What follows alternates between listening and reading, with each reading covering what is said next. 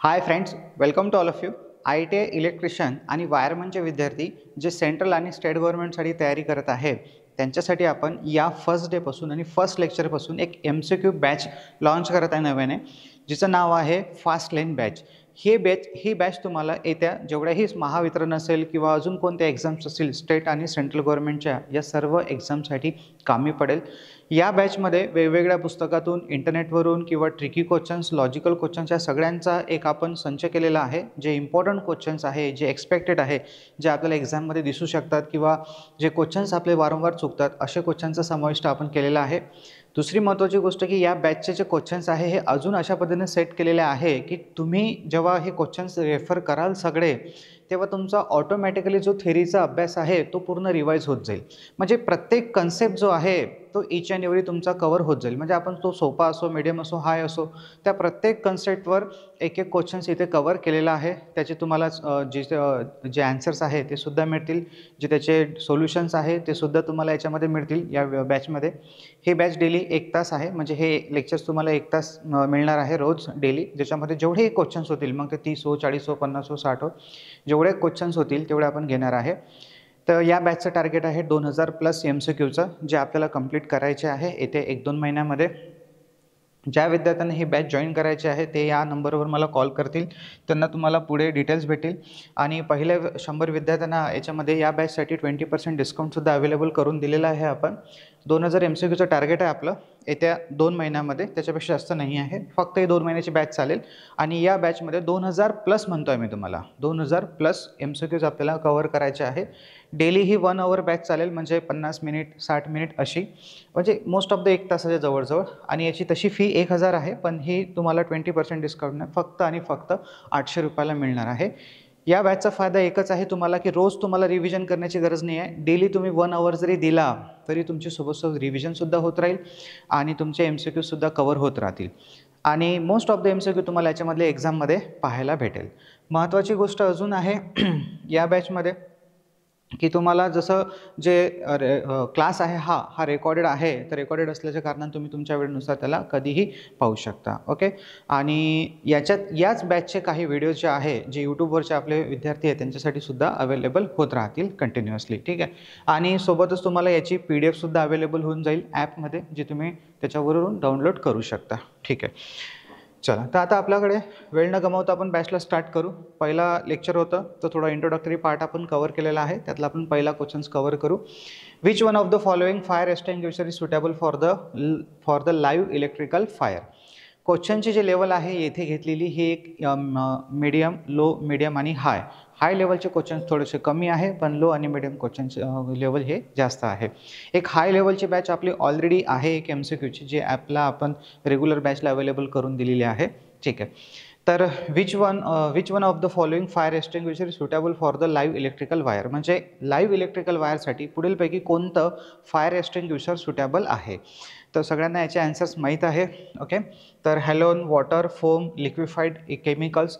ज्या विद्यार्थ्यांचा अभ्यास कमी आहे त्यांना त्याचे आन्सर्स इथे माहीत होऊन जाईल. ज्या विद्यार्थ्यांचा अभ्यास झालेला आहे, रिव्हिजन सुरू आहे, ते माझ्या आधीच याचा आन्सर सेट करतील डोक्यामध्ये की काय याचा आन्सर असू शकते, आणि देन क्रॉस व्हेरीफाय करतील की खरंच आपला आन्सर बरोबर होतं की नाही होतील. म्हणजे अशा तऱ्हेनं तुमची रिव्हिजन होत राहतील.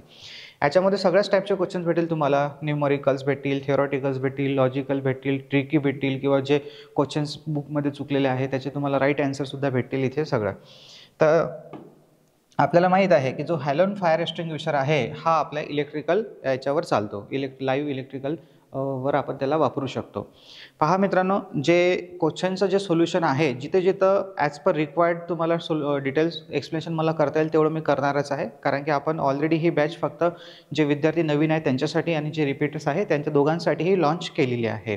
ते एकदम जे कन्सेप्ट आहे ते डिटेलमध्ये मला सांगता येणार नाही, पण जिथे जिथे पॉसिबल होते तिथे आपण त्याला घेऊ. जसं आता हा फायर एक्सटिंग्विशरचा पार्ट खूप मोठा आहे, त्याच्यामध्ये क्लास ऑफ फायर्स कोणते आहेत, मग कोणत्या क्लाससाठी कोणते फायर एक्सटिंग्विशर्स वापरले जातात, हे सगळं आपलं जे रेग्युलर बॅच करतात किंवा जे फास्ट ट्रॅक बॅच करतात त्याच्यामध्ये झालेलं आहे.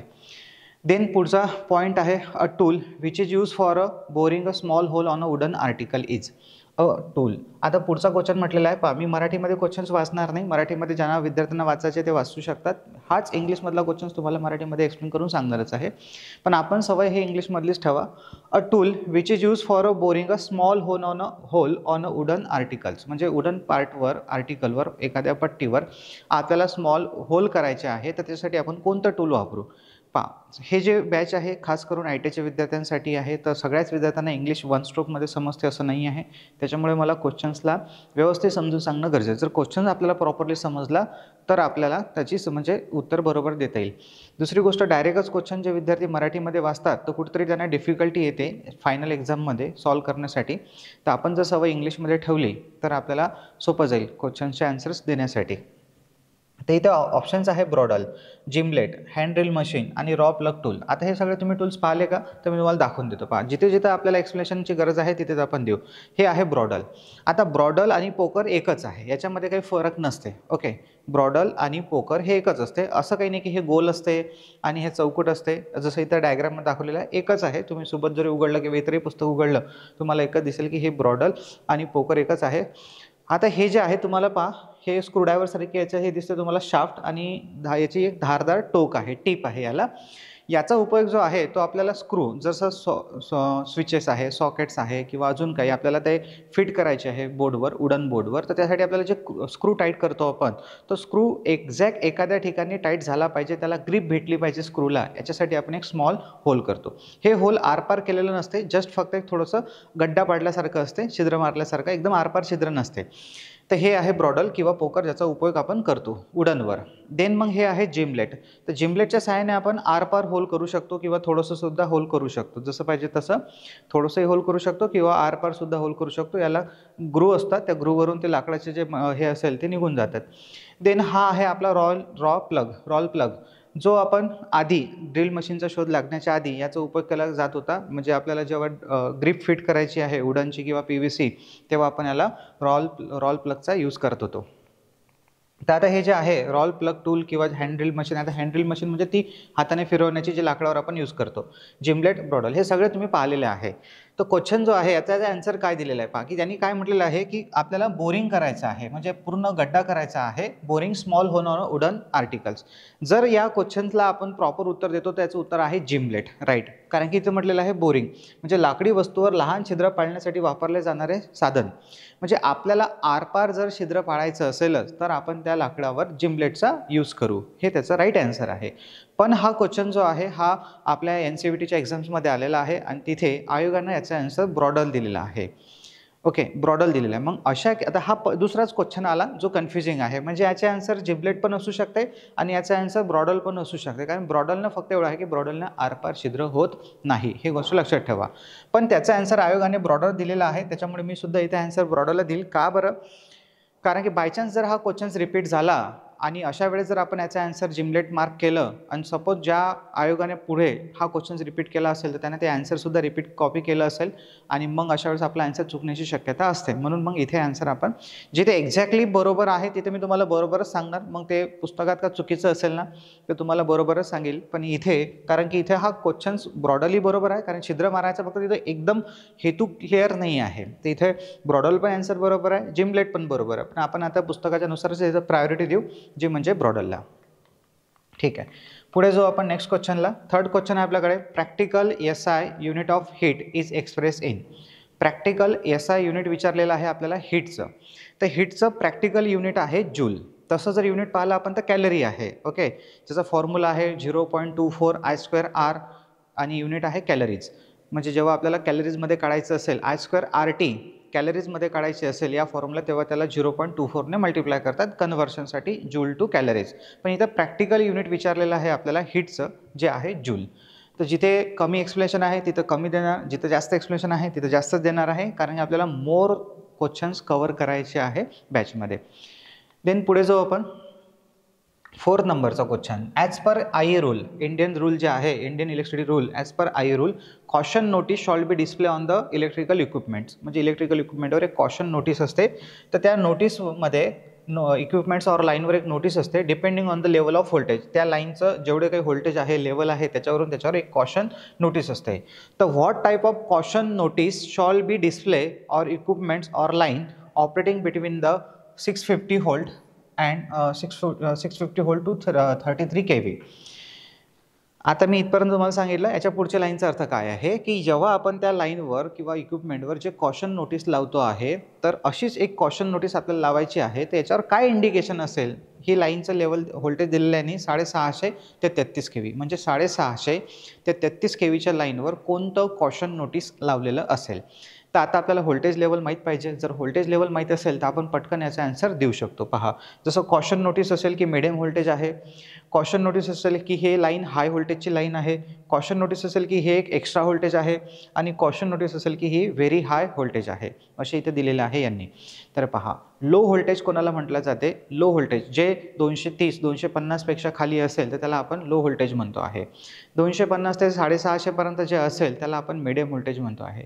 650 वरतं तर 33 kV पर्यंत त्याला आपण हाय व्होल्टेज म्हणतो आहे, आणि 33 kVच्या वरतं जे आहे त्याला आपण एक्स्ट्रा हाय व्होल्टेज म्हणतो आहे. मग त्याच्या खाली 132च्या वरतं मग अल्ट्रा किंवा सुपर असे येतात, किंवा मग व्हेरी हाय अशा पद्धतीनं. तर इथे जे 650 ते 33 kVची लाईन आहे, 650 ते 33 kVची लाईन ही हाय व्होल्टेजमध्ये येते, म्हणून तिथं कॉशन नोटीस राहणार आहे, कॉशन हाय व्होल्टेज, की ही लाईन जी आहे ही हाय कॉशनची. पहा, मी तुम्हाला जिथे जिथे होते आहे तिथे एक्सप्लेनेशनसुद्धा देतो आहे. जसं मी तुम्हाला सांगितलं, आता फक्त लिहून दिलेलं नाही आहे. तुम्ही व्हिडिओला स्टॉप करून या रिव्हर्स घेऊन तुम्ही लिहू शकता, हे जर तुम्हाला माहीत नसेल तर. पुढे जाऊ आपण. What is the value of medium resistance based on it's ohmic value. आता आपल्याला विचारलेला आहे, आणि हा क्वेश्चन तुम्ही जर पाहिला असेल तर ट्रान्सकोमध्ये सुद्धा आलेला आहे. लो रेजिस्टन्सची व्हॅल्यू किती असते किंवा मीडियम रेजिस्टन्सची व्हॅल्यू किती असते. What is the value of medium resistance based on it's ohmic value, म्हणजे काय केलेलं आहे, लो रेजिस्टन्स, मीडियम रेजिस्टन्स आणि हाय रेजिस्टन्स. आता हे 4 ऑप्शन्स आहे. आता हे 4 ऑप्शन्सपैकी आपल्याला बरोबर ऑप्शन शोधायचा आहे. पण हे बरोबर ऑप्शन शोधण्यासाठी आपल्याला पहिले डोक्यामध्ये डेटा माहीत पाहिजे की लो रेजिस्टन्स कोणाला म्हणतो आहे आपण, हाय रेजिस्टन्स कोणाला म्हणतो आहे. ठीक आहे, तर 1 ओहम, ओके, 1 ओहमच्या खाली जर असेल तर आपण त्याला लो रेजिस्टन्स म्हणणार. 1 ओहम टू 100 किलो ओहमपर्यंत असेल तर त्याला आपण मीडियम रेजिस्टन्स म्हणणार, आणि 100 किलो ओहमच्या वर असेल तर त्याला आपण हाय रेजिस्टन्स म्हणणार. ठीक आहे, मी इथे टेबलसुद्धा लिहून दिलेलं आहे तुम्हाला. लो रेजिस्टन्स 1 ओहमपेक्षा कमी, मीडियम रेजिस्टन्स असेल तर 1 ते 100 किलो ओहम, 100 किलो ओहम आहे, किलो म्हणजे 10⁻³ होते, त्याला मल्टिप्लाय करावं लागेल. आणि हाय रेजिस्टन्स जर असेल तर 100 किलो ओहमपेक्षा जास्त. आणि इथं आपल्याला विचारलेलं आहे मीडियम रेजिस्टन्स, त्याच्यामुळे त्याची रेंज होणार राईटवाली 1 to 100 किलो ओहम. तर इथं दिलेलं आहे above 1 ohm up to 100 kilo ohm, म्हणजे ऑप्शन नंबर सी राईट राहील आपला. ठीक आहे, तसं तुम्ही कितीही ऑप्शन्सला पाहिलं तर तुम्हाला उत्तर येणार नाही जोपर्यंत तुम्हाला त्याचा डेटा माहीत नाही, त्याचं कन्सेप्ट माहीत नाही किंवा त्याच्या व्हॅल्यूज माहीत नाही. देन पुढे ज्यांना ह्या लिहायचे आहे ते लिहू शकतात. पुढे पहा, the heat generated is calculated using a joule law is. आपण थोड्या वेळाअगोदर मी तुम्हाला हा फॉर्म्युला सांगितलेला आहे की 0.24 I² RT, ओके, कॅलरीजमध्ये हा फॉर्म्युला येते ज्याने आपण हीट जनरेटेड काढू शकतो. ठीक आहे, फक्त I² RT जर केलं, हा 20.24 मल्टिप्लाय नाही केलं तर त्याचं युनिट जूल येणार. पण जेव्हा आपण त्याला 0.24 मल्टिप्लाय करू तेव्हा त्याचा आन्सर कॅलरीजमध्ये असेल, त्याच्यामुळे इथं राईट आन्सर आहे ऑप्शन बी, 0.24 I² RT. करंटचा वर्ग गुणिला रेजिस्टन्स गुणिला त्याचा time. Next question, 1 electron volt is equal to. आता जे पाठांतराचे व्हॅल्यूज आहे तिथे मी तुम्हाला डायरेक्टली व्हॅल्यू सांगणार, तिथं काही एक्सप्लेनेशन द्यायची गरज नसते. जसं आता इथे आपल्याला डायरेक्टली पाठ करावं लागतं, का त्या व्हॅल्यूज आहे का नाही याच्याकडे आपण जाऊ नये. तर 1 electron volt is equal to, तर 1 इलेक्ट्रॉन व्होल्ट इक्वल टू किती होते, तर 1.6 × 10⁻⁻19 जूल होते.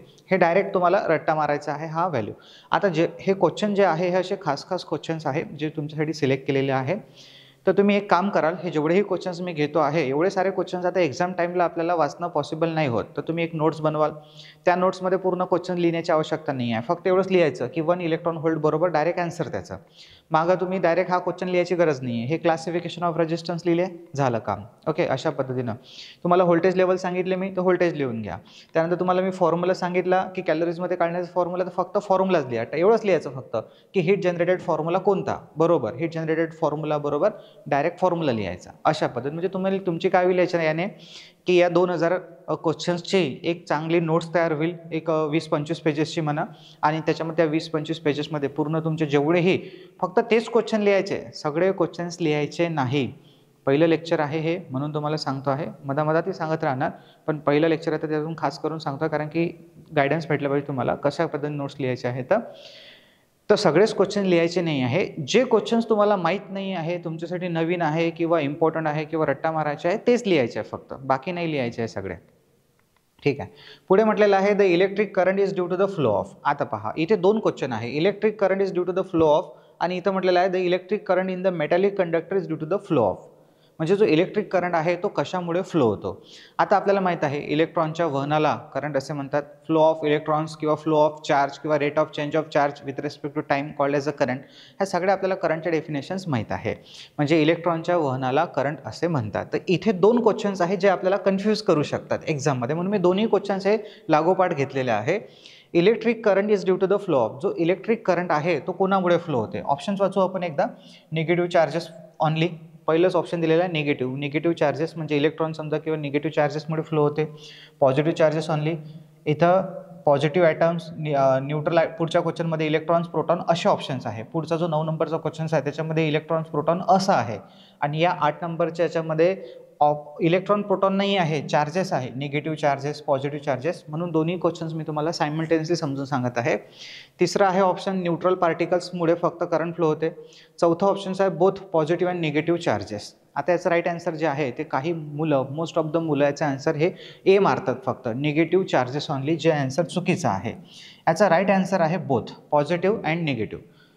तुम्ही विश्वास ठेवा, या बॅचमध्ये तुम्हाला एवढे जबरदस्त क्वेश्चन्स पाहायला भेटतील असे, किंवा याच्यापेक्षा समोर जेव्हा जसं तुम्ही जाल तसं आणि इव्हन पुस्तकात काय चुका असतात त्यासुद्धा तुम्हाला कळेल. आणि याचा फायदा तुम्हाला कोणत्याही एक्झाममध्ये नक्की होईल. येणाऱ्या महावितरणमध्ये तर आणखी जास्त होईल. आता याचं एक्सप्लेनेशन देतो तुम्हाला की कसं काय सर, इलेक्ट्रॉन तर निगेटिव्ह असतात, मग निगेटिव्ह चार्जेसच यायला पाहिजे होतं याचं आन्सर. इथे तुम्ही पॉझिटिव्ह सांगितलं, म्हणजे पॉझिटिव्ह आणि निगेटिव्ह दोन्ही चार्जेस सांगितले. तर पहा, याचं तुम्हाला उदाहरण देतो सेमी कंडक्टरचं एक समजण्यासाठी. सेमी कंडक्टरमध्ये तुम्ही पाहिलं असेल तर इलेक्ट्रॉन्स फ्लो होतात आणि होल्ससुद्धा फ्लो होतात. तर होल्स हे पॉझिटिव्ह चार्जेस राहतात आणि इलेक्ट्रॉन्स हे निगेटिव्ह चार्जेस राहतात. म्हणजे त्या केसमध्ये जे आहे ते दोन्हीही चार्जेसमुळे करंट काय होतो, फ्लो होतो. त्याच्यामुळेचा आन्सर आहे डी बरोबर. देन आता आपण इकडे येऊ 9 नंबरच्या क्वेश्चन्समध्ये. मग तुम्ही म्हणसाल सर वायरमध्ये, तर वायरमध्ये फक्त इलेक्ट्रॉनचा फ्लो होतो, प्रोटॉनचं न्यूट्रॉनचं वहन होत नाही. फक्त आणि फक्त मेटलमध्ये, मग तो वायर कशाचाही असो, कॉपर, ॲल्युमिनियम कशाचाही असो, ब्रासचं वायर नसते, ब्रासचे टर्मिनल असते, पण सांगतोय तुम्हाला, ठीक आहे. तर जे कॉपर किंवा ॲल्युमिनियम असेल त्याच्यामधून मेटल्स आहे, तर करंट जेव्हा फ्लो होईल तेव्हा फक्त कशाचं फ्लो होईल, इलेक्ट्रॉनचा फ्लो होईल. म्हणजे याचं आन्सर जे आहे ते राहणार फक्त इलेक्ट्रॉन्स ऑनली. पहा क्वेश्चन्स काय म्हणतोय परत एकदा. The electric current in the metallic conductor. Metallic कंडक्टरमध्ये करंट जो आहे तो कशामुळे फ्लो होतो, is due to the flow of. Due to the कोणाच्या फ्लोमुळे इलेक्ट्रॉन्स करंट फ्लो होतो, तर ते फक्त इलेक्ट्रॉनच्या वहनामुळे. हे सगळं आपलं झालं आहे. तुम्हाला आठवत असेल तर ज्या विद्यार्थ्यांनी आपली बॅच केलेली आहे, रेग्युलर बॅच केलेली आहे किंवा करत आहे, त्यांना ईच अँड एव्हरी गोष्ट हे डिटेलमध्ये शिकवल्या गेली आहे, जात आहे. पुढे जाऊ आपण 10 नंबरच्या क्वेश्चनमध्ये. Ampere second could be the unit of. आता आपल्याला करंटचा फॉर्म्युला माहीत आहे, I बरोबर Q/T. ओके, आणि करंटचे युनिट आहे एम्पियर आहे किंवा मग कुलाम पर सेकंद आहे. आता हा चार्ज जो आहे Q चार्ज आहे तो कुलाममध्ये मोजतो, भागेला आहे तर पर आला, टाईम सेकंदमध्ये, तर कुलाम पर सेकंद. आता मला इथं काय केलेलं आहे, युनिट काढायचं आहे ना. तर पहा हे युनिट कसं आहे, ते हे झालं आहे सगळं आपलं. मी मुद्दामून बोलेल झालं आहे, कारण की हे लेक्चर करणारे विद्यार्थी रिपीटरसुद्धा आहेत. तर त्यांना माहीत असलं पाहिजे की आपल्याला ॲन्सर यायला पाहिजे होतं याचं. जर आलं नसेल तर, जर मी इथं क्यूचा फॉर्म्युला बनवेल तर काय होईल, खालची संख्या वर जाणार, म्हणजे I गुणिला T बरोबर Q असं होऊन जाणार. तर Qला इकडे लिहितो आहे, या I गुणिला T इकडे लिहितो आहे. एक सवय असते म्हणून आपल्याला अशी. आज तुम्ही पाहून घ्या, करंट कशामध्ये मोजतो आपण, ॲम्पियरमध्ये. गुणाकार आहे तर डॅश आला, आणि टाईम कशामध्ये, सेकंदमध्ये. तर हे ॲम्पियर सेकंड जे युनिट आलं हे कशाचं आलं, चार्जचं युनिट कुलामसुद्धा आहे. ओके, पण चार्जचं अजून एक युनिट आहे ॲम्पियर सेकंड. तर इथं तेच विचारलेलं आहे आपल्याला की ampere second could be the unit of. Cooled be the कोणाचं युनिट असू शकते, तर पॉवर आहे, कंडक्टन्स आहे, एनर्जी आहे आणि चार्ज आहे. तर आन्सर आहे याचं डी. ठीक आहे. देन पुढे जाऊ आपण next question. Ohm's law is applicable to which of the following. हां, आता हा क्वेश्चनसुद्धा एक ट्रिकी आहे की ओम्स लॉ हा कोणत्या सर्किटसाठी लागू होतो. तर ओम्स लॉ हा AC आणि DC दोन्ही सर्किटसाठी लागू होतो. ठीक आहे. म्हणजे याचा आन्सर राहणार above, both of the above circuit. DCला पण लागू होतो, ACला पण लागू होतो. हां, फक्त ACच्या काही कंपोनंटसाठी ओम्स लॉ लागू होत नाही, हे सुद्धा तुम्हाला मी बॅचमध्ये सांगितलेलं आहे. पण एक्झाममध्ये जर तुम्हाला हा क्वेश्चन्स आला तर याचा आन्सर सांगायचा आहे तुम्हाला C नंबर, बोथ AC आणि DC. नेक्स्ट जाऊ आपण 12 नंबरचा question. What will be the per unit current if actual current is 200 amperes and base current is 220 amperes. तुम्हाला इथं पर युनिट करंट विचारलेला आहे. PU म्हणजे पर युनिट करंट. आता ही पर युनिट व्हॅल्यू कशी काढायची ते लक्ष द्या. ओके, याचा फॉर्म्युला आठवत असेल तर आपण याच्यामध्ये लिहिलेला आहे 18 नंबरचं चॅप्टर ट्रान्समिशन आणि डिस्ट्रीब्युशनमध्ये. पर युनिट व्हॅल्यू कशी काढायची? Actual value upon base value, हा याचा फॉर्म्युला आहे. Actual value upon base value, आणि हे दोन्हीही व्हॅल्यू ज्या आहे त्या सेम युनिटमध्ये पाहिजे, हे लक्षात ठेवा. म्हणजे त्याचे युनिट जे आहे ते कॅन्सल होतात. तर इथं पर युनिट व्हॅल्यू काढायची असेल तर ॲक्च्युअल व्हॅल्यू किती आहे याची पहा. म्हणजे तुम्हाला क्वेश्चन्स तर शिकायला भेटूनच राहिला, पण क्वेश्चन सोबत तुम्हाला कन्सेप्टसुद्धा पाहायला भेटून राहिला. डायरेक्टच नाही की आलो आपण आन्सरला मार्क केलं. याची ॲक्च्युअल व्हॅल्यू पहा किती आहे. ॲक्च्युअल व्हॅल्यू किती आहे याची? 200 अँपियर्स. आणि याचा बेस करंट किती आहे? 20. काहीच नाही, एक चिल्लर फक्त भागाकार करावं लागतं, फक्त फॉर्म्युला माहीत पाहिजे. ॲक्च्युअल व्हॅल्यू आहे 200, बेस व्हॅल्यू आहे 20, 0 कॅन्सल झाला, बे एका बे 1 आणि हा त्याच्यावर 0, म्हणजे किती आला? 10. आता याला युनिट नाही राहणार, तर 10 युनिट्स म्हणजे पर युनिट. तर आन्सर राहणार आपलं B नंबर. 10 पर युनिट किंवा per unit value equal to 10 असं सुद्धा तुम्ही त्याला म्हणू शकता. ठीक आहे, चलो आगे बढ़ाते हैं मोर्चा. पहा, हा क्वेश्चन आहे 13 नंबरचा. A light is rated at a 10 watt for a 200 volt supply. Find the RMS current through the bulb. अजून एक महत्त्वाची गोष्ट की मी वेळोवेळी तर टायमरसुद्धा लावणार आहे क्वेश्चन्समध्ये. 10 सेकंद म्हणजे 30 सेकंदाचा किंवा 60 सेकंदाचा क्वेश्चन्सला पाहून, आणि तेवढा वेळ जो आहे तो तुम्हाला क्वेश्चन सॉल्व करायला लाईव्ह भेटेल सोबतच. याने तुमची आणखी एक प्रॅक्टिस होईल. म्हणजे माझं उत्तर सॉल्व करण्याच्या अगोदर कसं असते की प्रत्येक वेळेस मग तुम्हाला एक सवय होऊन जाते, एक एक्झामसारखी, की टायमर लागलेलं बा आपल्याला एवढ्या वेळामध्ये याचं आन्सर आलं पाहिजे. अ लाईट इज रेटेड ॲट, एक लाईट दिली. आता हा क्वेश्चन आपण सॉल्व करू. पहा, लाईटचं वॅटेज दिलेलं किती आहे? 100 वॅट. लाईटचं वॅटेज आहे 100 वॅट. पहिले क्वेश्चनला समजून घेऊ. चिल्लर क्वेश्चन आहे एकदम. A light is rated at 100 watt for a 200 volt supply. अजून एक महत्त्वाची गोष्ट की या बॅचमध्ये मी फार डिफिकल्ट MCQज नाही घेणार आहे. फार डिफिकल्ट जे आहे एकदम JEE लेवलचे, काही JEE लेवलचे पण घेऊ आपण, पण एकदमच JEE किंवा JEEचे एकदम कठीण इंजिनिअरिंग लेवलचे MCQज जे आपण मागे घेतलेले आहे, जसे काही क्वेश्चन्स घेतलेले आहे आपण न्यूमेरिकल आपल्या याच्यामध्ये न्यूमेरिकल्स बॅच म्हणजे MCQमध्ये न्यूमेरिकल्स घेतलेले आहे, इव्हन रेग्युलर बॅचमध्ये सुद्धा घेतलेले आहे ते. तर फाइंड द RMS. क्वेश्चन तुम्हाला सोपा वाटतो आहे, पण खूप मुलं काय होतात की याच्यात कन्फ्यूज होतात की इथं RMS करंट सांगितलेलं आहे, मग त्यांना ते आठवते अल्टरनेटिंग करंटमधलं ॲव्हरेज व्हॅल्यू, RMS व्हॅल्यू आणि पीक व्हॅल्यू. मग पीक व्हॅल्यूला जर आपण 0.707ने मल्टिप्लाय केलं तर आपल्याला RMS व्हॅल्यू भेटतात. मग ते काही मुलं तिकडे जातात आणि तिथून ॲन्सर शोधून काढतात. त्याचं एवढं काही करायची गरज नाही. तुम्हाला सांगितलेलं आहे की जेव्हाही आपण स्विचेस सॉकेटवर व्हॅल्यू लिहितो किंवा बोलतो किंवा कॅल्क्युलेशन्स करतो, ह्या सगळ्या RMS व्हॅल्यूज असतात. आता इथे हे एक गोष्ट लक्षात ठेवा, पॉवर ही नेहमी ॲव्हरेज व्हॅल्यू असते. एक नोट सांगितले तुम्हाला, लिहून टाकायची पटकन. ठीक आहे, महत्त्वाची आहे ज्यांना माहीत नसेल. ॲव्हरेजची जी व्हॅल्यू असते ती नेहमी ॲव्हरेज व्हॅल्यू असते. पॉवर जी असते ती नेहमी ॲव्हरेज व्हॅल्यू असते. पॉवर ही RMS पीक नसते, ती ॲव्हरेज व्हॅल्यू असते. बाकी व्होल्टेज आणि करंटच्या 3 व्हॅल्यूज असतात, एक पीक व्हॅल्यू, एक ॲव्हरेज व्हॅल्यू आणि एक RMS. तर जी आपण 230 किंवा 240 बोलतो किंवा करंटच्या 5 अँपिअर 10 अँपिअरच्या व्हॅल्यू बोलतो, ह्या सगळ्या RMS व्हॅल्यू असतात. ते इथे पॉवर दिली आहे आपल्याला 100 वॅट. देन आहे व्होल्टेज 200 व्होल्ट सप्लाय. आता हे 200 व्होल्टचे सप्लाय दिलं, हे RMSच दिलेलं आहे आपल्याला. आणि फाइंड करायला सांगितलेलं RMS करंट. तर या RMS या शब्दामुळे आपण कन्फ्यूज होतो. कन्फ्यूज होण्याची गरज नाही आहे. ही बॅच टोटली जो पूर्ण महापारेषणचा पेपर झालेला आहे आता पूर्ण 3 शिफ्टला, त्या पॅटर्नला उद्देशून हे पूर्ण बॅच नव्याने बनवल्या जात आहे. तर RMS करंट काढायचं तुम्हाला. व्होल्टेज दिलेला आहे 200 व्होल्ट. RMS करंट म्हणा किंवा फक्त करंट म्हणा, काही प्रॉब्लेम नाही आहे. करंट कॅल्क्युलेट करायचं आहे. आता इथं कोणतं सर्किट आहे, AC आहे की DC आहे काही दिलं नाही आहे, तर पॉवर फॅक्टर 1 मानून घ्या आणि सॉल्व करा. पहा, पॉवरचा फॉर्म्युला आहे P बरोबर V × I. जर AC असेल तर पॉवर फॅक्टर 1, DCमध्ये तर पॉवर फॅक्टर नसतोच. आता फॉर्म्युले बनवता आले पाहिजे आपल्याला. करंटचा फॉर्म्युला बनवायचा तर हा व्होल्टेज Pच्या खाली येणार, तर वरची संख्या खाली म्हणजे गुणाकाराची संख्या भागाकारामध्ये, तर P/V = I. तर याला आपण असं लिहू शकतो उलटं, I बरोबर P/V. पुट द व्हॅल्यू आणि गेट द आन्सर. पॉवर दिलेली आहे आपल्याला 100, व्होल्टेज दिलेला आहे आपल्याला 200, 0 0 कॅन्सल, 1/2 1/2 म्हणजे 0.5 एम्पियर. 0.5 एम्पियर. आता इथं 0.5 आलं, ऑप्शनमध्ये 0.50 आहे. तर 0.50 काय आणि 0.5 काय एकच असते, त्याच्यामुळे याचा आन्सर आहे बी. इथं अजून एक 0 लावला असता आणि 0.500 म्हटलं असतं तरी काही फरक नाही. दशांश चिन्ह, पॉईंटच्या नंतर नंबर्स आणि नंबरच्या नंतर कितीही 0 आले तर त्याला काही अर्थ राहत नाही. हां, पण पॉईंटच्या नंतर 0 आहे मग नंबर आहे तर त्या 0ला अर्थ असतो. तर हे एक सिंपल प्रॉब्लेम होतं. नेक्स्ट क्वेश्चन वाचा तुम्ही आणि याला सॉल्व करा. इथे आपण टायमर लावू पूर्ण.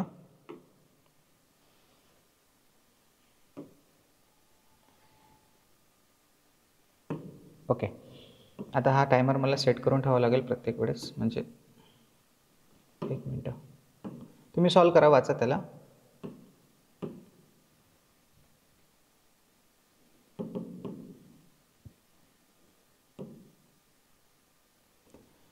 ठीक आहे, इथे आपण टायमर लावून ठेवलेला आहे 30 सेकंदाचा, त्याच्यापेक्षा जास्त नाही. 30 सेकंद किंवा 40 सेकंदाच्या मध्ये हा टाईम चालू आहे, म्हणजे क्लॉकवाईज काउंट होऊन राहिला आहे अँटी क्लॉकवाईजपेक्षा.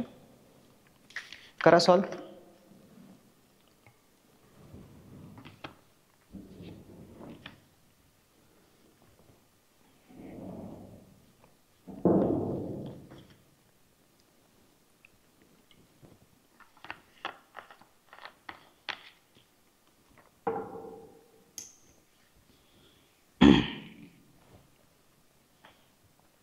ठीक आहे, 38 40. ठीक आहे, तुमचा आन्सर आलं असेल. ठीक आहे, 40 सेकंदामध्ये तुमचा आन्सर यायला पाहिजे. पहा, आता आपण याला सॉल्व करू. मी सॉल्व करत आहे, ऑब्व्हियसली समजून सांगत आहे तर आपल्याला वेळच लागेल. हे जास्त वेळ नाही लागत. काही क्वेश्चन पोरांना समजून जाते, ते पुरा क्वेश्चन्स पण नाही वाचत, ते फक्त येलो, व्हायलेट आणि रेड याच्यावरच फोकस करते आणि आन्सर मार्क करते. 10 सेकंदाच्या अंदर उत्तर काढते. शार्प विद्यार्थी, काहीच टेन्शन नाही आहे. त्याच्यामध्ये काही टॉलरन्स बँड दिला पण नाही आहे, 3च आहे कलर. तर पहा, आपण याला सॉल्व करू. समजून जाते पॅटर्न वाचूनच. कलर्स आहे तर in resistor the first 3 band from the left to right have a colours. First 3 band म्हणजे रजिस्टर आहे ज्याच्यामध्ये ज्या फर्स्ट 3 बँड आहे 1 2 आणि 3, ह्या 3 बँड लेफ्ट टू राईट यांचे कलर दिलेले आहे. पहिला कलर आहे येलो, दुसरा दिलेला आहे त्याने, दुसरा कलर दिलेला आहे violet. Okay, then third colour दिलेला आहे याच्यामध्ये आपल्याला रेड. असे 3 कलर दिलेले आहेत. चौथा कलर जो असतो तो टॉलरन्स असतो, जो दिलेला नाही आहे. एक तर तो, आता हे सगळं आपल्या डिटेलमध्ये झालं आहे. टॉलरन्स इवन रेडसुद्धा येऊ शकते tolerance.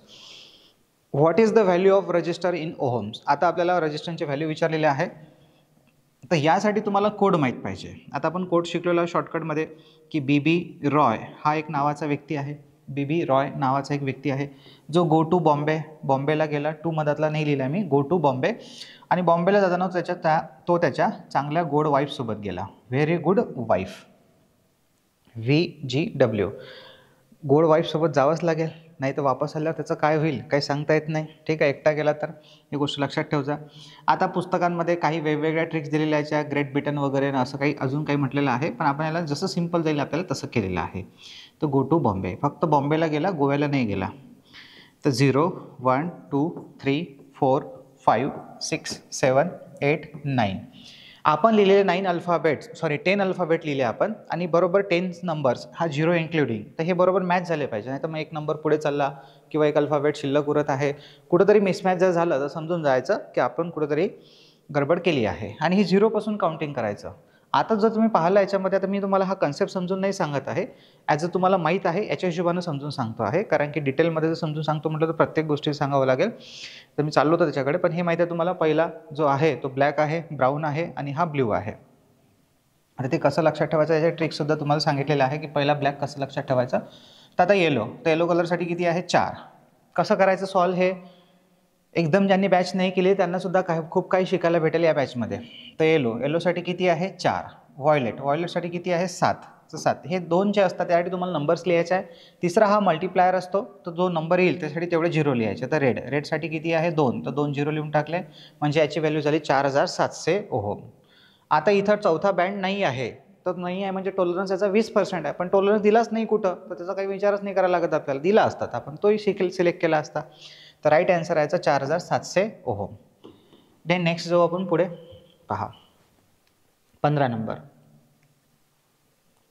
If the diameter of finite length conductor reduces to half then resistance. एक फायनाइट कंडक्टर, फायनाइट एक शब्द असते इन्फायनाइट, एक असते डिफायनाइट. इन्फायनाइट म्हणजे अनंत, ज्याचा काही अंत नाही लागून राहिला, किती दूर आहे, काय आहे, किती मोठी व्हॅल्यू आहे. तर डिफायनाइट, डिफायनाइट म्हणजे स्पेसिफिक एक व्हॅल्यू आहे. तर इथं म्हटलेलं आहे डिफायनाइट म्हणा किंवा त्याला फायनाइट म्हणा चालते. तर फायनाइट लेंथ कंडक्टर म्हणजे एक ठराविक लांबीचा एक कंडक्टर आहे ज्याची लांबी चेंज नाही होत आहे. क्वेश्चन्सचं गांभीर्य समजून घ्या तुम्ही. आणि त्याचं काय म्हटलं आहे की इफ डायमीटर, जर फायनाइट कंडक्टरचं डायमीटर आपण हाफ केलं देन इट्स रेजिस्टन्स, तर त्याचा रेजिस्टन्स काय होईल. खूप काही गोष्टी मित्रांनो शिकलेलो आहोत. चांगले क्वेश्चन्स आहे हे, जे आपल्याला आले पाहिजे. खूप सारे मुलांना गडबड करतात आणि आन्सर चुकून देतात. आपण काही ए लेवलचा पेपर देत नाही आहे की तेवढ्या डिफिकल्ट लेवलला आपल्याला क्वेश्चन समजून घ्यायचे आणि ते क्वेश्चन्स आपल्याला सॉल्व्ह करायचे आहे. Just simple questions. आता हा लॉजिकल क्वेश्चन्स आहे आणि याच्यासाठी कोणत्याही प्रकारचं कॅल्क्युलेशन्स करावं लागत नाही. जस्ट फक्त तुम्हाला प्रॉपरली फॉर्म्युला माहीत पाहिजे. आता आपल्याला रेजिस्टन्सचा फॉर्म्युला माहीत आहे, रो एल बाय ए. तर रो एल बाय ए. पण इथे आता पोरं काय करतात, याचा आन्सर सांगतात दुप्पट होईल. काय म्हणतात ते, डायमीटर अर्ध. तर हे काय करतात, एरियाला अर्ध करतात. अरे एरिया अर्ध झाला तर रेजिस्टन्स दुप्पट झाला, कारण की हे आणि हे एकमेकाच्या काय आहे, व्यस्त आहे. रेजिस्टन्स आणि एरिया एकमेकाच्या व्यस्त असते कोणत्याही फॉर्म्युल्यामध्ये. असं जर खाली वर्त असेल तर व्यस्त असते आणि वर्त असेल तर इक्वलच म्हणजे समप्रमाणामध्ये असते. तर एरिया रिड्यूस झाला तर रेजिस्टन्स डबल. तर हे जे कन्सेप्ट तुम्ही सांगितला, जे याचा आन्सर सांगून राहिले असेल तुम्ही की इन्क्रीज 2 टाइम्स, तर हे याचा आन्सर चुकीचा आहे जर तुम्ही काढलं असेल तर. डी. पहिले तर मी तर हेच म्हणेल की सगळे क्वेश्चन जर तुम्ही माझ्यासोबत करत असाल तुम्ही पहिले सॉल्व करा, क्वेश्चन्सला वाचा, लागलं तर माझ्यासोबत क्वेश्चन्सला वाचा आणि जेव्हा मी उत्तर सांगायला जाईल तेव्हा थांबून द्या, व्हिडिओला पॉज करा. जर मी टायमर लावत नसेल तर सॉल्व करा आणि मग आन्सर चेक करा. ठीक आहे की तुमचा आन्सर म्हणजे तुम्हाला एक चांगली अजून हॅबिट होईल आणि प्रॅक्टिस होईल. तुम्हाला ऑब्वियसली साहजिक थोडासा वेळ व्हिडिओ पाहण्यासाठी जास्त लागेल, पण तुम्हाला त्याची मदत होईल आणखी. तर हे जे आहे हे याचा कन्सेप्ट चुकीचा आहे की एरिया कमी झाला तर रेजिस्टन्स वाढेल. इथे त्यांनी एरिया म्हटलेलं नाही आहे, इथे त्यांनी डायमीटर म्हटलेलं आहे, जे रिड्युसेस टू हाफ. हाफ केलं म्हणजे अर्ध केलं, पण डायमीटर हाफ केलेलं आहे एरियाने. पण तरीसुद्धा माझ्याकडे जेव्हा पोरं येतात डाऊट घेऊन, तेव्हा हेच क्वेश्चन्स घेऊन येतात आणि हेच सांगतात त्याचे आन्सर्स. तर त्याच्यामुळे ते आन्सर्स नाही आहे त्याचं. आपण एरिया म्हटलेला नाही आहे, त्यांनी डायमीटर म्हटलेलं आहे आणि आपण काहीतरी समजून वेगळंच त्याचा आन्सर काढतो, चुकीचे आन्सर मार्क करतो. इथे एरियाचा फॉर्म्युला आपल्याला माहीत आहे, एक तर पाय आर वर्ग हा फॉर्म्युला असतो, किंवा ऑरमध्ये पाय डी स्क्वेअर भागेला 4, पाय डी स्क्वेअर भागेला 4 कसे येतात काय येतात हे माहीत आहे. आता याच्यामध्ये जर हा एरिया आहे, या एरियाच्या जागी म्हणजे resistance is inversely proportional to diameter square. कारण की एरियाच्या जागी जर मी हा पूर्ण फॉर्म्युला लिहिला असा तर तो असा होईल, एरियाच्या जागी पाय डी स्क्वेअर भागेला 4. पण बाकीचं काही मला घेणं देणं नाही आहे. तर एवढंच फक्त आपल्याला रिलेशन चेक करायचं आहे की रेजिस्टन्सचं रिलेशन डायमीटरच्या कसं आहे. तर रेजिस्टन्सचं रिलेशन डायमीटरच्या वर्गाच्या व्यस्त आहे, फक्त डायमीटरच्या व्यस्त नाही आहे, डायमीटरच्या वर्गाच्या व्यस्त आहे. त्याच्यामुळे काय होईल की जो डायमीटर यांनी दिलेला आहे हाफ, हा डायमीटर जेव्हा हाफ होईल तेव्हा हा रेजिस्टन्स 4 टाइमने इन्क्रीज होईल. कसा काय सर 4 टाइम्सने कसा काय वाढला. हे वर ॲरो आहे म्हणजे वर आहे, खाली आहे म्हणजे अर्धा आहे. कसा काय रेजिस्टन्स वाढला 4 टाइम्स. तर पहा, डायमीटर अर्धा झाला म्हणजे ना, या डायमीटरला अर्ध करा. अर्ध करा म्हणजे 2 भागा, पण त्याचा वर्ग आहे तर त्याला वर्ग करा. असं नका करू डायरेक्ट डीचा वर्ग भागेला 2, डी वर्गाला 2 नका भागू. जेव्हा असं काही येईल एक कॉम्बिनेशनवाली टर्म, तर तो वर्ग साईडला काढायचा, ब्रॅकेट द्यायचा आणि इथं वर्ग करायचा. इथं जर वर्ग केला तर चुकलं ते. हे बेसिक कॅल्क्युलेशन्स आहे. आता वर्ग करायचा, तर डीचा वर्ग डी वर्ग होईल आणि 2चा वर्ग किती होईल 4. तर पहा, आता या डीला कितीने डिवाइड केलेला आपण 4ने, इथे 4 आलेला आहे म्हणून हा 4 टाइमने काय होईल, इन्क्रीज होईल. तर याचा आन्सर राहणार आपलं option number C, increase 4 times. 4 टाइमने काय होईल, वाढेल. 4 टाइमने कमीसुद्धा नाही, वाढेल, कारण की इन्व्हर्सली प्रोपोर्शनल आहे. तर चांगला क्वेश्चन्स होता, महत्त्वाचे सगळे क्वेश्चन्स आहे. देन पुढे जाऊ आपण. 16 नंबरचा क्वेश्चन आहे, which of the following is equal to BOT units. एक BOT युनिट म्हणजे किती होते, एक BOT युनिट म्हणजे किती होते हे इथं आपल्याला विचारलेलं आहे. तर आपल्याला माहीत आहे एक BOT युनिट म्हणजे 1000 वॅट होते. प्रत्येकच वेळेस एक्सप्लेनेशन देणं पॉसिबल होत नाही, कारण खूप सारे क्वेश्चन्स हे असतात, सोपे असतात. एक KWH म्हणजे 1000 वॅट हे माहीत आहे आपल्याला, त्याचा आन्सर आहे डायरेक्ट. हे कसं येते काय येते हे तुम्हाला माहीत आहे. BOTचं फुल फॉर्म माहीत आहे, लक्षात ठेवायचं, board of trade unit. Then next question आहे the temperature coefficient of resistance in glass. ग्लासचा टेम्परेचर कोइफिशियंट कसा असतो आपण शिकलो आहोत. टेम्परेचर कोइफिशियंट हे 3 टाईपचे असतात. पॉझिटिव्ह टेम्परेचर कोइफिशियंट ज्याला PTZ म्हणतो, positive temperature, PTC positive temperature coefficient, एक ZTC झिरो टेम्परेचर कोइफिशियंट आणि एक असतो NTC negative temperature coefficient. Positive temperature कोइफिशियंटमध्ये आपल्याला माहीत आहे रेजिस्टन्स आणि टेम्परेचर हे समप्रमाणात राहतात आणि झिरोमध्ये तर झिरो राहतो. टेम्परेचरच्या इरिस्पेक्टिव्ह रेजिस्टन्स बदलतो, म्हणजे टेम्परेचरमध्ये वाढ होऊ द्या घट होऊ द्या रेजिस्टन्समध्ये बदल होणार नाही झिरोमध्ये. आणि निगेटिव्ह टेम्परेचर कोइफिशियंटमध्ये जो रेजिस्टन्स आणि टेम्परेचर राहते ते इन्व्हर्सली प्रोपोर्शनल राहते, म्हणजे जर टेम्परेचरमध्ये वाढ झाली तर रेजिस्टन्समध्ये घट होते. तुम्हाला कन्सेप्टसुद्धा सांगत आहे मी सोबत पहा. म्हणजे मी तुम्हाला आधीच म्हटलं होतं की या बॅचचा आणखी एक असा फायदा आहे की जेव्हा तुम्ही बॅच कराल तर तुमचे कन्सेप्टसुद्धा तुमचे रिव्हिजनसुद्धा म्हणजे होऊन जाईल सोबत कन्सेप्टसुद्धा रिवाईज होईल. आणि जे विद्यार्थी नवीन असेल ज्यांच्याकडे वेळच नाही आता अभ्यास करायला, त्यांनी तेवढं जरी केलं तरी म्हणजे सफिशियंट आहे. थोडंसं मोर दॅन सफिशियंट नाही म्हणतात पण सफिशियंट आहे. तर temperature coefficient of resistance in glass. तर ग्लास जेवढेही मेटल्स आहे हे पॉझिटिव्ह टेम्परेचर कोइफिशियंटमध्ये येतात, जेवढेही इन्सुलेटर्स आहे हे निगेटिव्ह टेम्परेचर कोइफिशियंटमध्ये येतात. त्याच्यामुळे याचा आन्सर राहणार आहे ग्लास आहे, इन्सुलेटर आहे तर ते निगेटिव्हमध्ये येणार, म्हणून याचा आन्सर राहील निगेटिव्ह. देन पुढे 18 नंबरचा क्वेश्चन आहे the value of 1 Tesla is. एक 1 टेस्ला म्हणजे किती होते. पाठांतराची व्हॅल्यू आहे, डायरेक्टली आपल्याला पाठच करायची आहे फक्त. तर त्याचा आन्सर राहणार डायरेक्टली 10⁴ गॉस. याला तुम्ही 10⁴ म्हणा. 10चा घातांक 4 असो, 10चा घातांक 5 असो, जेव्हा येईल तेव्हा एक गोष्ट लक्षात ठेवायचं, 10च्या घातांकावर जर 4 असेल तर एकावर 4 शून्य लिहायचे, एकावर 4 शून्य. तर याला असं सुद्धा येऊ शकते हे ऑप्शनमध्ये 10,000 गॉस. एक तर 10,000 गॉस म्हणा किंवा मग 10⁴ गॉस म्हणा. नेक्स्ट क्वेश्चन आहे charge atom is called. Charge ॲटमला काय म्हणतात. जेव्हा एक ॲटम आपले इलेक्ट्रॉन देतो किंवा घेतो एखादा ॲटम, तेव्हा तो चार्ज होतो. हे सगळं आपल्या फर्स्ट चॅप्टरला झालेलं आहे. ओके, तर तेव्हा त्याला काय म्हटलं जाते, आयॉन.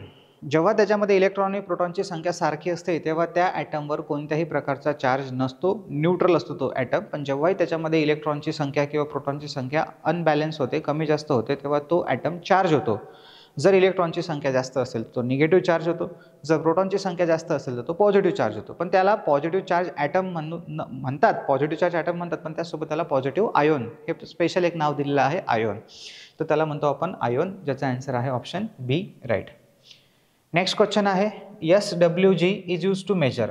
SWG आहे हे कशासाठी मेजर केलं जाते. SWG यूज टू मेजर, तर हे आपण diameter, insulation, resistance, all of the above. त्याचा आन्सर राहणार डायमीटर. SWG स्टँडर्ड वायर गेजचा यूज कशासाठी यूज करतो आपण, कंडक्टरचं डायमीटर मोजण्यासाठी किंवा कंडक्टर कोणत्या गेजचा आहे ते मोजण्यासाठी. ठीक आहे. नेक्स्ट क्वेश्चन आहे आपल्याकडे पुढे द केबल इन अ लग इज क्रिम्प्ड युझिंग. जे केबल आहे त्या केबलमध्ये जे आपण म्हणजे लग असतात. ओके, केबल इन द लग माहिती आहे तुम्हाला, जिथे टर्मिनलवर नटबोल्टने फिट होतो आपण केबल किंवा वायर्स. म्हणजे मोठमोठ्या केबलसाठी आपण यूज करतो, त्यातल्या कोर ह्या बसबारशी जॉईन करण्यासाठी लगचा यूज केला जातो. तर ह्या लगला जेव्हा आपण वायरमध्ये फिट करतो तेव्हा त्याच्यासाठी आपल्याला क्रिम्पिंग टूलची गरज असते. तर क्रिम्पिंग टूलने आपण हे फिट करतो. तर तेच इथे विचारलेलं आहे की द केबल इन अ लग इज क्रिम्प म्हणजे दाबणे. तर ते क्रिम्प कशाने केले जातात, तर क्रिम्पिंग टूलनेच केले जाते. सिंपल क्वेश्चन होता, त्याच्यामुळे याचा आन्सर आहे ऑप्शन नंबर डी. जिथे आपल्याला परफेक्टली आन्सर माहीत आहे तिथे आपण जास्त ऑप्शन वाचण्यामध्ये वेळ देऊ नये, कारण की तेवढे जास्त क्वेश्चन्स आपले सॉल्व्ह होतील म्हणून. पुढे best protection is provided by the HRC fuse in case of. Best protection is provided bye HRC fuse in case of. HRC fuse हा शॉर्ट सर्किटपासून पण संरक्षण करतो आणि ओव्हरलोडपासून पण संरक्षण करतो, काहीच डाऊट नाही त्याच्यामध्ये. पण HRC फ्यूज जर असं विचारलं की तुम्हाला की बेस्ट प्रोटेक्शन कशावर करतो, म्हणजे बेस्ट प्रोटेक्शन कशासाठी करतो, ओव्हरलोडसाठी की शॉर्ट सर्किटसाठी, तर त्याचा आन्सर तेव्हा राहणार शॉर्ट सर्किट.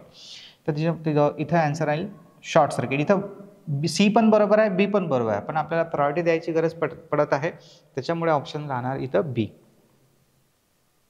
एक सिंपल क्वेश्चन आहे इथे आपल्याला फुल फॉर्म विचारलेला आहे. तुम्ही पहा, ट्रान्सकोचा झालेला पेपर आहे, त्याच्यामध्ये तुम्हाला PVCचं MCBचे अशा गोष्टीचे सुद्धा फुल फॉर्म विचारले गेले आहेत. हे तर त्याच्यापेक्षा म्हणजे वेगळे आहेत, म्हणजे माहीत आहे सगळ्यांना आपल्याला. पण जसं ELCB, RCCB, RCB काय आहे, त्याच्यानंतर MCCB काय आहे, MPCB काय आहे, याचे सगळ्यांचे आपल्याला फुल फॉर्म्स माहीत असायला पाहिजे. या सगळ्यांसाठी RCCBसाठी MCBसाठी एक वेगळं लेक्चर्स अपलोड करणार आहे मी आपल्या यूट्यूब चॅनलला. ते तुम्ही पाहून घ्याल नंतर काही दिवसानंतर तुम्हाला त्याच्यामध्ये सगळे कन्सेप्ट क्लिअर होतील की काय ELCBमध्ये आणि RCCBमध्ये काय फरक आहे. तर फुल फॉर्म ऑफ ELCB तर सिंपल आहे, earth leakage circuit breaker, option number C. Then म्हटलेलं आहे what is the full form of MCCB. MCCBचं फुल फॉर्म काय आहे, moulded case circuit breaker. Directly सांगायचं आहे म्हणून डायरेक्टली टिकच करायचं आहे, तर त्यात काही एवढं डाऊट नाही आहे. Moulded case circuit breaker. पुढे जो आपण RCB is generally use for a protection of. RCB आणि RCCB एकच आहे. ओके, हे एकच असते, RCB आणि RCCB एकच आहे आणि हे कोणत्यासाठी प्रोटेक्शन करतात तर अर्थ लिकेजसाठी. एक गोष्ट अजून तुम्हाला सांगतोय जाता जाता की जे ELCB आहे आणि RCCB किंवा मग RCB आहे हे एकच असते. ओके, हे एकच असते, फक्त जे ELCB आहे हे ओल्ड व्हर्जन होतं आणि हे RCCB जे आहे त्याचंच नवीन व्हर्जन आहे. ओके, जसं ELCBमध्ये अर्थ वायर जोडायची गरज पडत होती, RCCBमध्ये अर्थ वायर न लावता सुद्धा आपण लिकेज करंट फाइंड आउट करून ट्रिपिंग आणू शकतो. ठीक आहे, ज्याच्यामुळे अर्थ लिकेजपासून आपल्याला ह्युमनला सुद्धा प्रोटेक्शन होते आणि इक्विपमेंटला सुद्धा प्रोटेक्शन होते. हा एक मेजर डिफरन्स आहे ELCBमध्ये आणि RCCBमध्ये जो मी तुम्हाला सांगितलं. म्हणून इथं तुम्ही कन्फ्यूज व्हाल की सर अर्थ लिकेजसाठी तर मग ELCB यूज करतात, मग RCCB कसं काय अर्थ लिकेज करंटसाठी आली. हा डाऊट तुम्हाला क्लिअर झाला पाहिजे म्हणून मी इथं तुम्हाला त्याचा आन्सर दिलेला आहे की RCCB आणि ELCB एकच आहे. म्हणजे जसं साधा कीपॅडवाला मोबाईल म्हणजे पकडून घ्या तुम्ही आणि एक स्मार्टफोन, एक अँड्रॉइड फोन, जसं त्या दोघांमध्ये डिफरन्स आहे. पहिले तर स्मार्टफोन पहिले तर साधेच फोन आले ना आपले कीपॅडवाले, देन मग आपल्याकडे आपले स्मार्टफोन आले आहे. पहिले त्याच्यानंतर डिजिटल आले म्हणजे मल्टीमीडिया फोन आले, मल्टीमीडिया नंतर मग स्मार्टफोन म्हणजे अँड्रॉइड व्हर्जन आलेले आहे. तर याच्यामध्ये जसा दोघां मोबाईलमध्ये डिफरन्स आहे तसंच हा डिफरन्स आपल्या याच्यामध्ये आहे की सगळ्यात पहिले ELCBचा यूज केला गेला, पण त्याच्यानंतर अजून ॲडव्हान्समध्ये मग RCCB आल्या. पण दोघांचं वर्किंग जे आहे ते जवळपास म्हणजे सेमच आहे, असं काही नाही आहे. कामही त्यांचं ते एकच आहे की अर्थ लिकेज. पुढचा क्वेश्चन आहे which among the following provide a protection against the electric shock. आता इलेक्ट्रिक शॉकपासून कोणतं प्रोटेक्शन देते, जे आताच आपण डिस्कस करत होतो ELCB. ठीक आहे, तर अर्थ लिकेज सर्किट ब्रेकर जे आहे ते protection against the electric shock. ELCB हे अर्थ लिकेज आणि इलेक्ट्रिक शॉक दोघांपासून प्रोटेक्शन करते. जर करंट हा लिकेज होत असेल तरच आपल्याला शॉक बसेल. समजा एक भिंत आहे तिच्यामध्ये ओलावा आहे आणि जर तिथं लिकेज करंट वाहत असेल तर आजूबाजूला जर आपला स्पर्श झाला तर आपल्याला शॉक लागू शकते.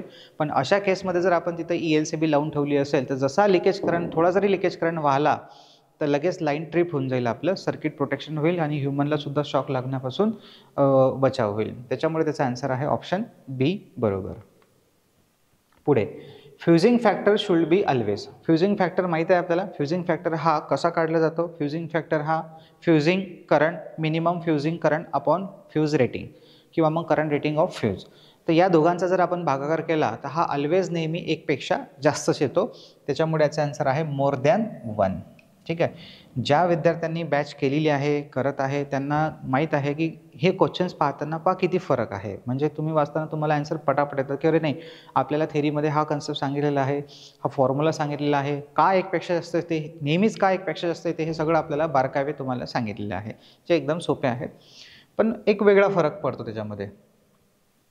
दुसरी गोष्ट या अजून एक असा फायदा आहे या बॅचचा की ज्या विद्यार्थ्यांनी MCQ वाचणं जीवावर येतात त्यांच्यासाठी तर उलटं फक्त व्हिडिओला प्ले करून द्या आणि फक्त पहा व्हिडिओला. चालता फिरता तुमची अप्रेंटिसशिप चालू असेल, काही चालू असेल तर तुम्ही हे MCQs पाहता तुम्हाला करू शकता. आणि याच्यासाठी काही कंपल्सरी नाही की तुम्ही थेरीची बॅच केलीच पाहिजे माझ्याकडे किंवा नाही केली पाहिजे, किंवा तुमचा सेल्फ स्टडी जरी चालू असेल तरीसुद्धा आपण हे क्वेश्चन सॉल्व्ह करू शकतो, पाहू शकतो. What is the full form of MPCB. MPCBचं फुल फॉर्म काय आहे, त्याचं फुल फॉर्म येते मोटर प्रोटेक्शन सर्किट ब्रेकर. हे सुद्धा एक MCCBच्या नंतर एक MPCB येते मोटरच्या प्रोटेक्शनसाठी फक्त. तर MPCB motor protection circuit breaker. Next question आहे पुढे 29 नंबरचा.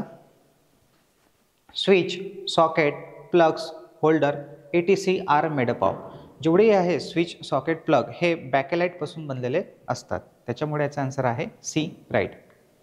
देन पुढे 30 नंबरचा question. What is the soldering iron bit made up of. Soldering iron bit हे कशापासून मेडअप झालेलं असते, तर ते बीट आयरनचं असते ज्याच्यावर कॉपर कोअरचं कोटिंग केलेलं असते. म्हणून इथं राईट आन्सर राहील ऑप्शन नंबर ए बरोबर. नेक्स्ट क्वेश्चनकडे जाऊ आपण.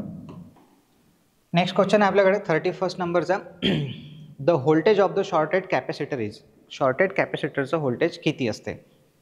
जेव्हा एक कॅपॅसिटर शॉर्ट होतो तेव्हा त्याच्या अक्रॉसचं व्होल्टेज हे 0 राहते. शॉर्ट झाला ना तो तर डायरेक्ट वायर कनेक्ट झालेले आहे, त्याच्यामुळे शॉर्टेड कॅपॅसिटरच्या अक्रॉस व्होल्टेज हे 0 राहणार. The voltage of the shorted capacitor is 0. पुढे 32 नंबरचा question. Voltage across capacitor C1 will be. Voltage across capacitor C1 will be. आता हा जो इथं तुम्हाला दिलेला आहे एक सर्किट, हा एक पहिला कॅपॅसिटर आहे ज्याची व्हॅल्यू आहे 1 मायक्रोफॅरेड, दुसरा कॅपॅसिटर आहे ज्याची व्हॅल्यू आहे 2 मायक्रोफॅरेड आणि टोटल व्होल्टेज आहे 300 व्होल्ट. आता इथं तुम्हाला व्होल्टेज डिव्हिजन रूल लावायचा आहे कॅपॅसिटरसाठी आणि व्होल्टेज जे आहे ते काढायचं आहे C1 अक्रॉसमध्ये. तर C1 साठी म्हणजे VC1 जेव्हा आपण काढू व्होल्टेज तेव्हा टोटल व्होल्टेज गुणेला ज्याच्यासाठी आपण व्होल्टेज काढत आहे त्याच्या विरुद्ध घ्यायचा आहे इथं कॅपॅसिटर म्हणजे C2 आणि भागेला C1 प्लस C2. ठीक आहे. बस आता काय करायचं आहे, VTच्या व्हॅल्यू पुट करा. किती आहे VT? 300 गुणेला भागाकार C2 किती आहे आपल्याकडे? C2 आहे 2, तर खाली 2 आणि हा 1 + 2 3 होऊन जाईल डायरेक्ट. तर 3 × 3 हा कॅन्सल झाला. इथं आन्सर आला आपलं 200 व्होल्ट. इथं 200 व्होल्ट, इथं 100 व्होल्ट. तर राईट आन्सर येईल आपलं ऑप्शन नंबर बी. देन पुढचा क्वेश्चन आहे 33 नंबरचा. What is the effective resistance between the point A and B. Point A आणि बी मध्ये किती इफेक्टिव्ह रेजिस्टन्स आहे या ए आणि बी मध्ये. तर व्हॅल्यू काढू आपण. पहा, हे जे दोन रेजिस्टन्स आहे हे पॅरलमध्ये आहे. पहा, मी तुम्हाला म्हटलं ना, ईच अँड एव्हरी कन्सेप्ट जे आहे तुमचे कवर होत जातील सोबत. टूल्स कवर होईल, बेसिकलिटी कवर होईल, DC सर्किट कवर होईल, मटेरियल कवर होईल आणि बेसिकला आपण जास्त भर देऊ. हे एक गोष्ट लक्षात ठेवा तुम्ही. म्हणजे असं नाही की हे चॅप्टर वाईज क्वेश्चन्स घेत आहे मी, पूर्ण मिक्स राहील. तसं तर सिक्वेन्स फॉलो करेलच, पण मधामध्ये तुम्हाला सगळे जनरल क्वेश्चन्स पाहायला भेटेल. तर 2 ओहम हे क्वेश्चन जे आहे हे रँडमली राहतील. म्हणजे काही पोरांचे डाऊट्स राहतात, त्याच्यामुळे सांगत आहे की आपण फॉलो करू की चॅप्टर वाईज घेऊ, पण मधात कुठं तुम्हाला हे सुद्धा भेटेल, मिक्स क्वेश्चनसुद्धा भेटेल सगळ्याच पॅटर्नवर, सगळ्याच सिलेबसवर. तर 2 ओहमचे हे 2 रेजिस्टन्स पॅरलल आहे. तर पॅरलल असेल त्याला आपण सॉल्व करतो. माहिती आहे तुम्हाला, पॅरललमध्ये जर 2 रेजिस्टन्स असेल तर त्याची अर्धी व्हॅल्यू होते. तर 2/2 त्याचा अर्धा किती होते? 1 ओहम. या सर्किटला परत ड्रॉ करावं लागेल आपल्याला. तसं तर डायरेक्टली सॉल्व होते, पण आपण याला ड्रॉ करू. हा रेजिस्टन्स आहे, या दोघांचा एक रेजिस्टन्स आला आहे. हे सगळे प्रॉब्लेम आपले झाले आहेत.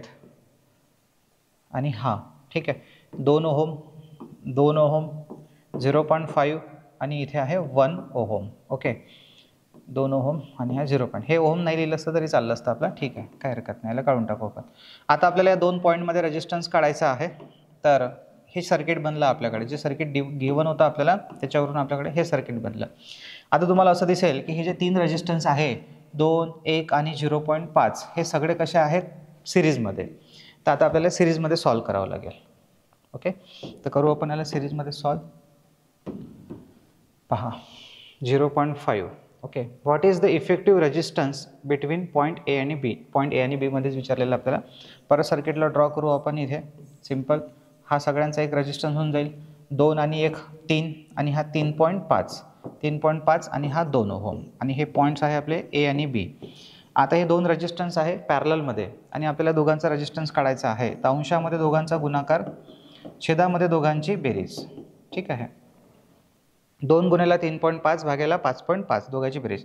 इथे पॉईंट एका घरानंतर आहे, इथे पॉईंट एका घरानंतर आहे, तर हे कॅन्सल होऊन जाते डायरेक्ट. ठीक आहे, पॉईंट्स ते सरळ होऊन जाईल. 2 × 35 भागेला 55.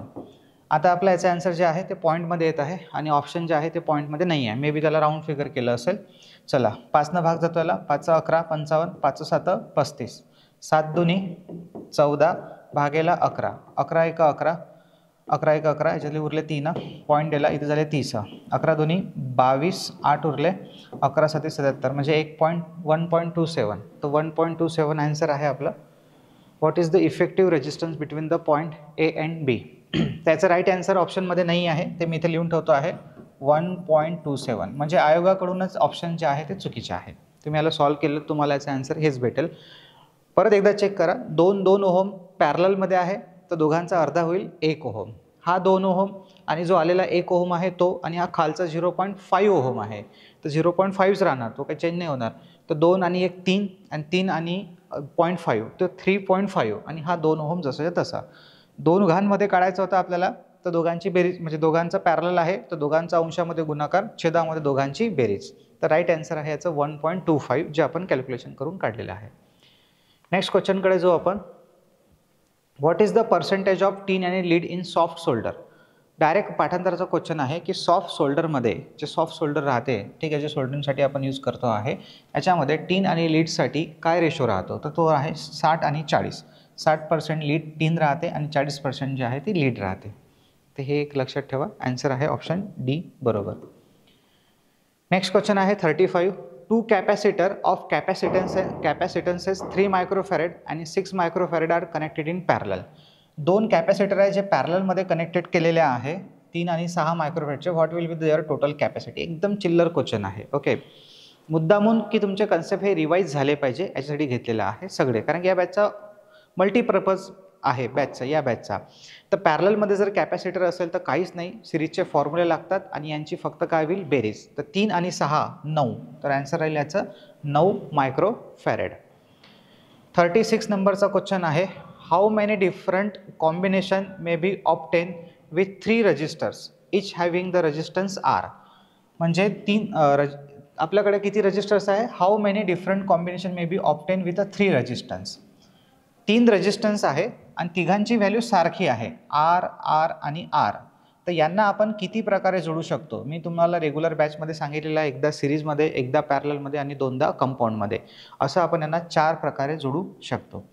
तेवढं नाही दाखवले मी तुम्हाला 4 सर्किट काढून वेळेअभावी किंवा मग अजून काही कारणामुळे आपण त्याला, पण हे आपण झालं आहे किंवा नवीन विद्यार्थ्यांना सांगितलंच आहे मी, जे नवीन आहे सेल्फ स्टडी करताय, दोनदा तुम्ही चेक कर जा. एकदा सिरीज झालं, एकदा पॅरलल झालं, दोनदा कंपाऊंडमध्ये तयार होतात हे म्हणून. आणि ते सर्किट तुम्हाला सहज बनतील. तर 4 आहेत. काही काम थोडंसं तुम्ही करा. नेक्स्ट क्वेश्चन आहे आपल्याकडे. What will the value of I5 in the given circuit. या I5 ची व्हॅल्यू काढायची आहे. माहिती आहे आपल्याला current law, Kirchhoff's current law. येणारा करंट बरोबर जाणारा करंट. करंटची बेसिक बेरीज काय असते, 0. येणारा करंट चेक करा, जंक्शनवर किती आहे, 2 एम्पियर, 3 एम्पियर आणि 10 एम्पियर. हे सगळे करंट येत आहे. तर 10 आणि हे 2 12 आणि 3 15. तर 15 एम्पियर करंट या जंक्शनवर येत आहे. तर 15 एम्पियर जाणार. त्या 15 पैकी 4 इकडे चालला तर आलेला 11 एम्पियर इकडे जाणार. म्हणजे याचा आन्सर किती येईल आपलं, option number B, 11 ampere. Which of the following has a negative temperature coefficient of resistance. थोड्या वेळा अगोदरही असाच एक क्वेश्चन गेलेला आहे ज्याच्यामध्ये ग्लासचा आपल्याला टेम्परेचर कोएफिशियंट विचारलेला होता. इथे आता कोणाचा टेम्परेचर कोएफिशियंट निगेटिव्ह आहे हे विचारले आहे. तर मग अशीच तुम्हाला सांगितलं होतं इन्सुलेटर्स, पण इन्सुलेटरसोबत सेमी कंडक्टर्स किंवा इलेक्ट्रोलाइट यांचा सुद्धा निगेटिव्ह टेम्परेचर कोएफिशियंट असतो. त्याच्यामुळे याचं राईट आन्सर राहील option B, sorry option number D, silicon. 39 नंबरचा क्वेश्चन. हा क्वेश्चन आपण नेक्स्ट लेक्चरला घेऊ कारण की याला वेळ लागेल मला सांगायसाठी. आणि बाकीचे जे आहे हा क्वेश्चन्स आपण नेक्स्ट घेऊ. Which of the following.